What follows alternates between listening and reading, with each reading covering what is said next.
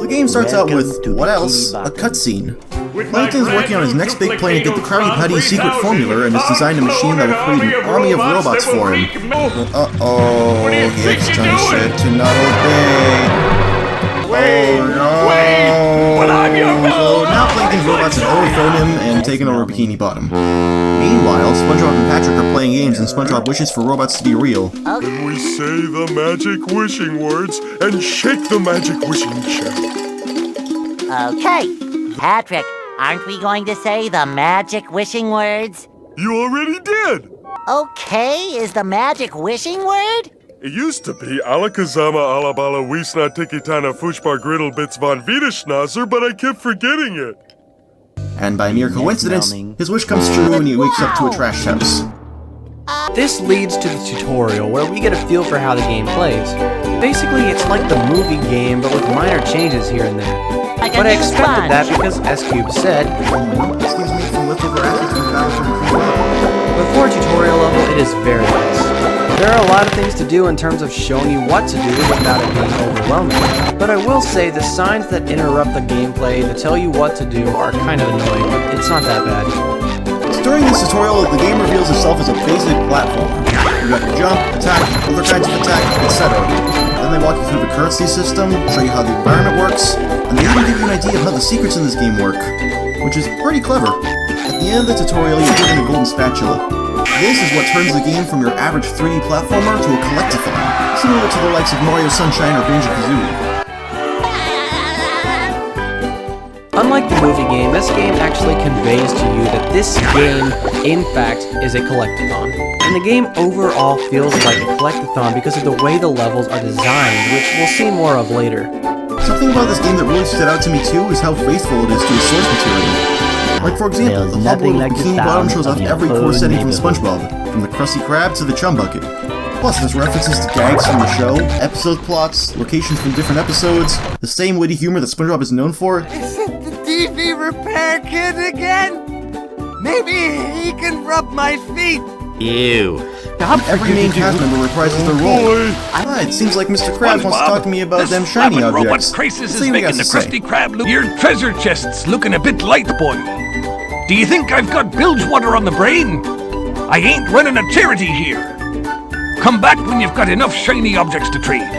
You're not Mr. Krabs. This guy's a great big phony! So not only does Mr. I'm Krabs gonna have the help you wrong out. voice actor, Of course, but make a- Mermaid Man isn't right either. Fortunately, every other character Squidward, is the are you original okay? voice, so No, if you I'm can get not past okay, those you two, this game barnacle is nearly the Do perfect SpongeBob game yeah, in terms of sorry. how it presents I've been in the itself. soap bottle a little.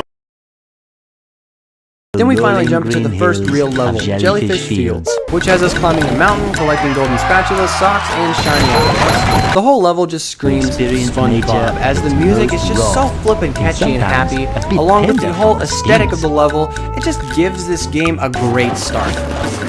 The level introduces plenty of new mechanics, including tongue surfing, box checkpoints, wall jumping, and more. There's even a weird bungee jump minigame that has SpongeBob dangling from his underwear to get a golden spatula.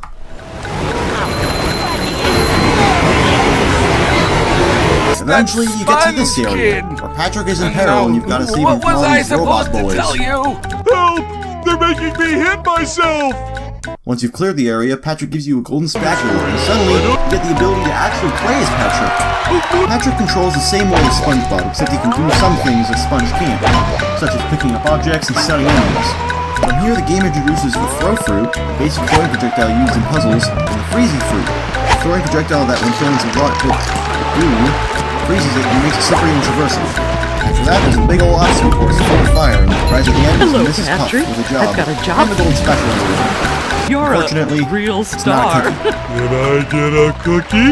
No!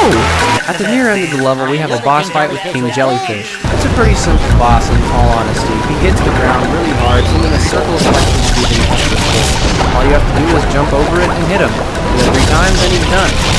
Also, this is a great example of the humor in this game. At the end of the fight, King Jellyfish just packs up and leaves, leaving the things SpongeBob needed behind. It's pretty hilarious to watch SpongeBob react to all of that as well. The writers did a really good job with this game, I'm not gonna lie. The next level in the game is downtown Bikini Bottom. It's a pretty big level split between the city, the rooftops, and the sea needle. The quests in the level are pretty well spread out too, like the first one you get from Mrs. Puff. The robot. Her steering wheels have been scattered all across the level because the robots moved them everywhere? I don't know, you come up with something better. And in this level, you get to use the brand new Sponge Ball ability. SpongeBob throws up into a ball and rolls around or something. I don't know, you come up with something better. Also in this level, you're introduced to another playable character, Sandy. Sandy can use her lasso to hover and swing from grapple points. And she can swim, and her attacks are quicker than SpongeBob Patrick. So in short, she's objectively the best character to play as. The game cleverly disguises a tutorial level as an obstacle course where you have to navigate the rooftops to take Larry's golden spatula. And then there's also the sea needle in this level, and although it's kinda cool, we can't really do anything here yet because we don't have the right abilities. Moving on, the next level is Goo Lagoon.